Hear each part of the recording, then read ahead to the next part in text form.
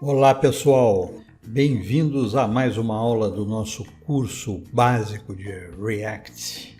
Nós na aula passada fizemos aí a validação da entrada para evitar que nós acionássemos aqui alguma coisa em branco e dissemos para vocês que existe ainda um probleminha quando nós editamos a tarefa, que poderíamos apagar todo o conteúdo aqui na linha de edição e voltaríamos ao problema da inserção de uma linha em branco, que é o que nós queríamos evitar. Deixei isso para vocês pensarem, devem ter encontrado aí solução, que necessariamente não será igual a que eu vou dar aqui, porque existem muitos caminhos para você resolver um problema em programação. O importante é você ter resolvido o problema e principalmente que tenha sido uma solução não na base da gambiarra, certo, galera? Então vamos ver aqui como é que eu resolvi o problema. Bom, primeiramente nós temos aquela questão do estado. Sempre que nós nos deparamos com um componente que precisa ser apresentado ou escondido, precisa ser renderizado de alguma forma, dependendo de algum evento, dependendo de algum acontecimento, esse acontecimento é o estado que vai mudar e desencadear a execução daquela determinada tarefa. Então, a primeira coisa que nós temos que fazer é, aproveitando que nós já temos aqui um useState para o modal, e acrescentar agora um estado para controlar essa apresentação ou não de uma mensagem de erro. Vamos então aqui, depois desse useState do modal, acrescentar um outro. Const, nós vamos chamar de visible e setVisible, que é a função equivalente aí ao setState para alterar essa propriedade visible. Então vai ser igual useState, que nós vamos inicializar também com um valor false, para que a mensagem não seja inicialmente exibida. Vamos ver aqui, editar novamente aqui, vamos ver onde é que a coisa muda. É aqui, quando nós deletamos o componente, ocorre o evento onChange, que dispara esse evento aqui, esse listener, para executar a função update tarefa, atualizando então essa linha do input com o valor do target do event listener e com o ID da tarefa que está sendo editado. Então, é aqui que nós temos que fazer esse controle. Nós podemos evitar que ele limpe de uma vez, mas se nós deixássemos que ele fosse aqui até o final para apresentar a linha de comando, vai alterar a nossa linha aqui, a não ser que eu mexa no CSS para evitar que ocorra isso aqui, alterando o height, ou a altura da linha aqui. Mas para evitar isso, e também para não ficar muito feio, vamos fazer que fique pelo menos com um caractere. Se ficar com um caractere, já não ocorre o problema, certo? Nós temos alguma tarefa vazia. Podia ser 1, podia ser 3, isso fica a critério de cada um. Eu vou escolher deixar um mínimo de um caractere na linha para impedir uma nova edição do usuário e apresentar a mensagem de erro, que o mínimo é de um caractere. Vamos fazer isso então. Aqui no onChange, antes de fazer o update, eu vou fazer um teste aqui, olha. If o e.target, que no caso é o que está na linha do texto, certo? O value dele. Vamos pegar o comprimento length, toda string tem um comprimento, certo? Tem essa propriedade. For maior que 0, o que nós vamos fazer? Nós vamos executar a edição da tarefa e ajustar o estado visible para false, porque está maior que 0, ou seja, está maior que um caractere, nós podemos deixar que ele continue editando. Então vamos pôr setVisible para false. Bom, e caso contrário, else, ou seja, caso seja igual a 0, né? Então tem um caractere apenas. Nós vamos ajustar a propriedade visible para true, ou seja, verdadeiro. E temos que apresentar a mensagem de alerta. Nós já importamos aqui? Não, então temos que primeiro importar. Import alerta from, tá aqui em Components, alerta. Feita a importação, nós podemos chamar depois do input, exatamente aqui, nosso componente alerta. Vamos passar a sua propriedade isVisible para a variável visible do state e vamos passar uma mensagem. Vamos por aqui, mínimo de um caractere. Vamos salvar. Está dando um erro aqui porque, os parênteses na parênteses é chave, certo, galera? Aqui, em vez de estar entre parênteses, vai estar entre chaves. Qual o problema agora? O problema agora é que nós não fechamos aqui o componente. Agora deu certo. Bom, então vamos verificar se está funcionando aqui. Adicionar, editar. Vamos começar a diminuir aqui. Vamos ver, tentar diminuir de novo para zerar. Pronto, apareceu aqui o mínimo de um caractere. Só que está grudado aqui, vamos fazer o seguinte, deixa eu ir aqui no componente alerta e nós vamos colocar aqui uma outra propriedade dele, vamos pegar lá do Bootstrap, classe name igual, vamos pôr pode pôr um padding top ou um margin top, vamos pôr um margin top de 3, por exemplo. Salvar aqui. Adicionar, editar, apagar aqui. Pronto, deu o espacinho. Aqui agora, se ele continuar a escrever, apaga a mensagem de erro, porque evidentemente aumentou o número de caracteres e ele não passou aqui por esse teste. Então está funcionando direitinho da maneira como nós pretendíamos. Certo, galera? Vamos então mais uma aulinha aí.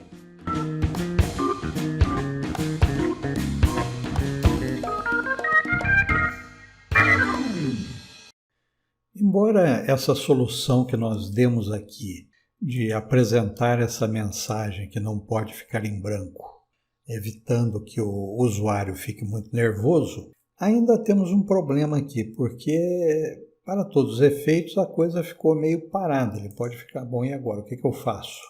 Ele clica aqui, não acontece nada, ele tenta acionar aqui, não acontece nada. Embora, quando ele começar a digitar, desapareça a mensagem, a situação ainda não é das melhores. Aqui no React-Strap nós temos esse mesmo componente alert, mas com essa possibilidade de nós dispensarmos, de nós apagarmos a mensagem, com aquele botãozinho de close, que já é bem conhecido de todos os usuários, certo? Observem que o funcionamento desse componente é bem simples. Ele usa aqui um hook para criar um estado visible, ajustado com a função setVisible, e o useState passa o valor verdadeiro como valor inicial para a propriedade visible. Aqui no alert, a propriedade isOpen é setada, é ajustada para a variável visible do estado.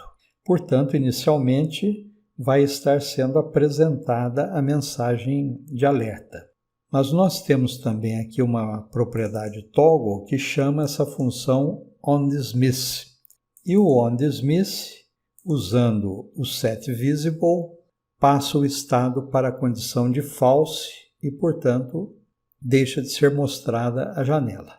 Vamos então substituir o nosso componente alerta com essa nova funcionalidade aqui. Então, primeiramente, nós vamos ter que importar aqui esse useState para usar aqui, depois do React, vamos pôr uma vírgula aqui e copiar o useState. Vamos copiar aqui o estado e essa função. Vem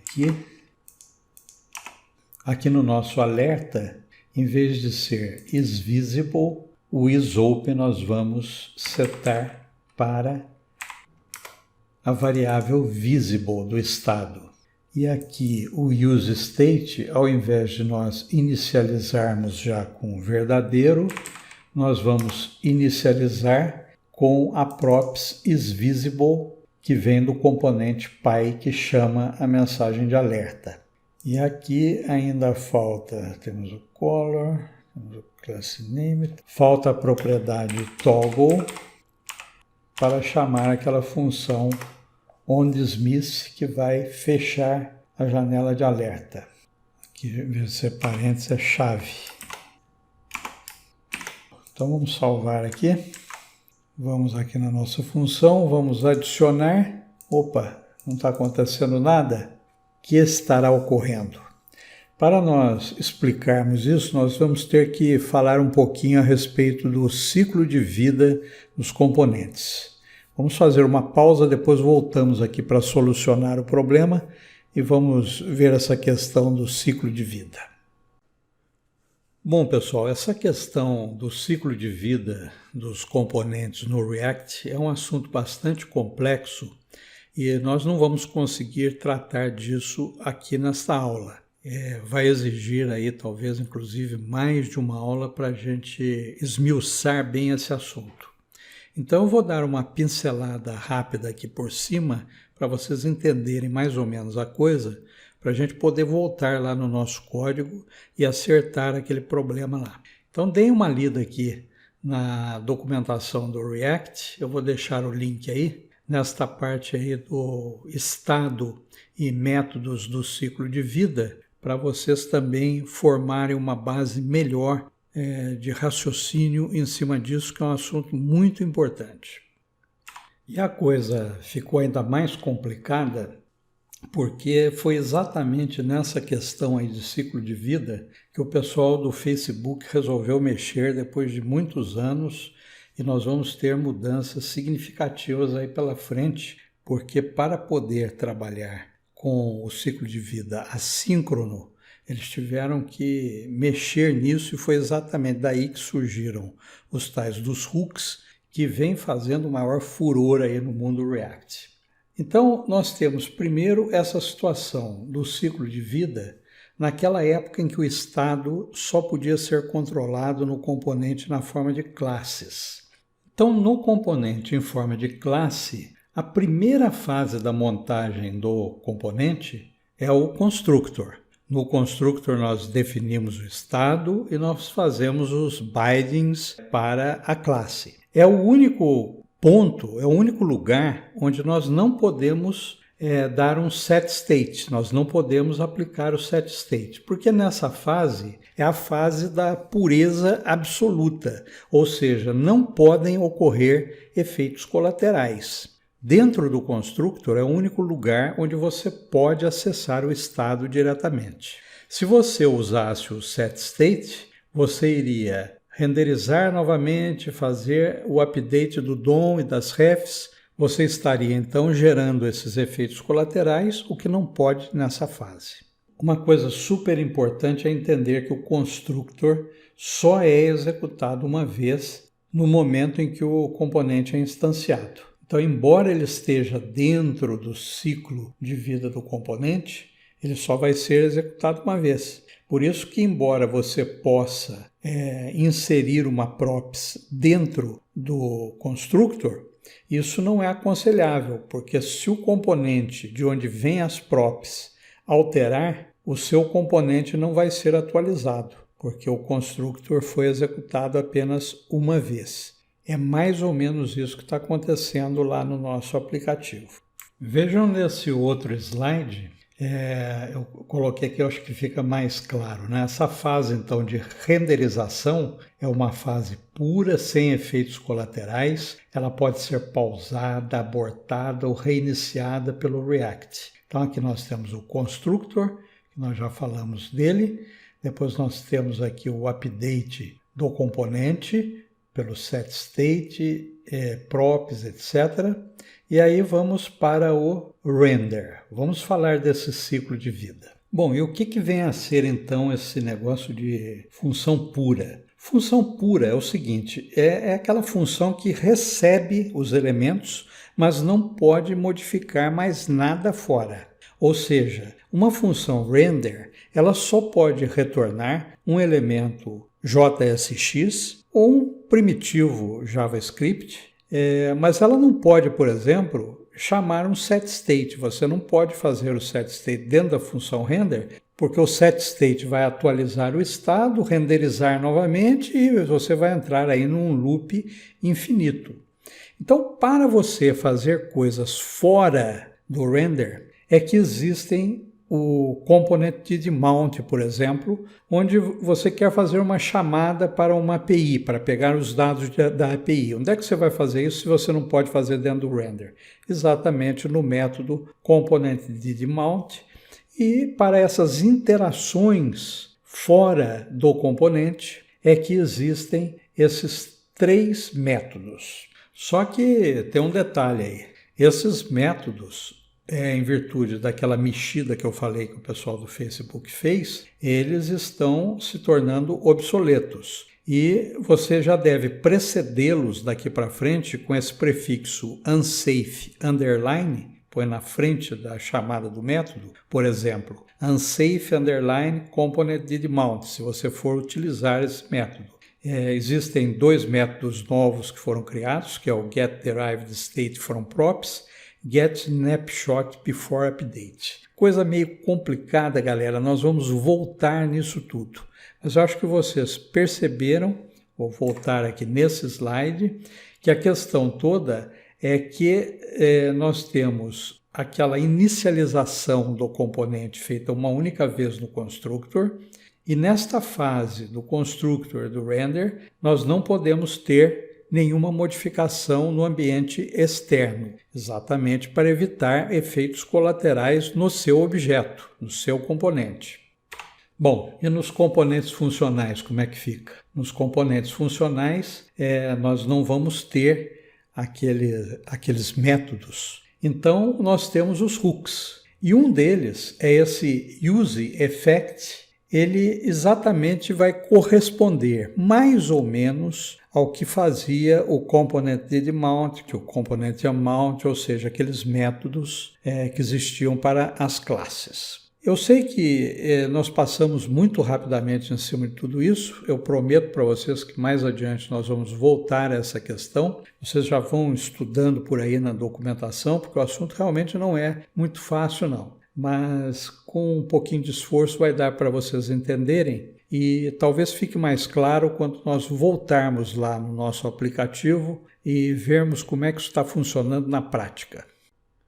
Então, depois dessa passagem relâmpago pelo ciclo de vida dos componentes no React, vamos voltar aqui a analisar o nosso problema, que nós estamos clicando aqui em adicionar e não está sendo exibida a mensagem. Eu já apresentei para vocês na aula 8 desse curso essa ferramenta, o React Developer Tools, que realmente ajuda bastante no desenvolvimento de aplicativos React. Se ainda não tem instalado aí no seu Google Chrome, podem instalar que vai ser bastante útil. Eu vou abrir então aqui as ferramentas de desenvolvimento e vejam então que nós temos agora aqui a aba Components adicionada por essa extensão do Google Chrome e aqui está o nosso aplicativo. Vamos aumentar aqui um pouquinho o tamanho da fonte para vocês enxergarem melhor aí. Então observem o seguinte, olha, o componente alerta tem o hooks, que é essa propriedade visible aqui, inicialmente com o valor false. Aqui estão as props que ele está recebendo, o isVisible, que ele recebe como false, e a mensagem não pode ficar em branco, ele está recebendo também aqui do componente classe tarefas. É aqui que nós estamos chamando o componente alerta, passando essas 2 props. Esse valor aqui do input error, que ele está passando aqui nesse argumento isVisible, está inicialmente com o valor em false. Então, esse é o valor que a classe alerta recebe na primeira montagem do componente. E aí o useState está setando esta propriedade com o valor que ele recebe da props isVisible. É como aquele nosso constructor que nós vimos no gráfico anteriormente.